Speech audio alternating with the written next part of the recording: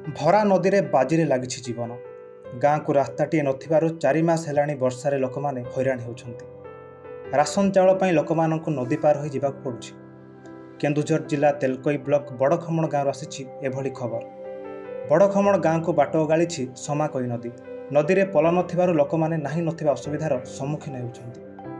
ଅନ୍ୟ ଦିନରେ ପାଦଚଲା ରାସ୍ତାରେ କାମ ଚଳାଇଥାନ୍ତି ଲୋକେ, ହେଲେ ବର୍ଷା 4 ମାସ ଗାଁ ଚାରିପଟେ ସମାକୋଇ ନଦୀ ଘେରି ରହିଥିବାରୁ ଜଳବନ୍ଦୀ ଅବସ୍ଥାରେ ରହୁଛନ୍ତି ଗ୍ରାମବାସୀ।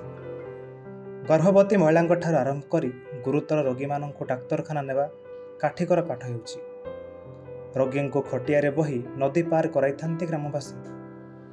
ନଈର ଜଳସ୍ତର ବୃଦ୍ଧି ହେଲେ ଗର୍ଭବତୀ ମହିଳା ଓ ଗୁରୁତର ରୋଗୀ ଭଗବାନଙ୍କ ଭରସାରେ ରହିଥାନ୍ତି। ସେହିଭଳି ପଞ୍ଚାୟତରୁ ଖାଦ୍ୟ ସୁରକ୍ଷା ଯୋଜନାରେ ଚାଉଳ ନେବା ପାଇଁ ମଧ୍ୟ ଲୋକଙ୍କୁ ସମାକୋଇ ନଦୀ ପାର ହେବାକୁ ପଡ଼ିଥାଏ। ଗାଁର 2ଟି ସାହିରେ 150ରୁ ଅଧିକ ପରିବାର ବସବାସ କରୁଛନ୍ତି, ହେଲେ ରାସ୍ତାଘାଟର ଅସୁବିଧା ସେମାନଙ୍କ ଜୀବନକୁ ଦୁର୍ବିଷହ କରିଦେଉଛି। ବ୍ୟୁରୋ ରିପୋର୍ଟ, JBR ସମାଚାର।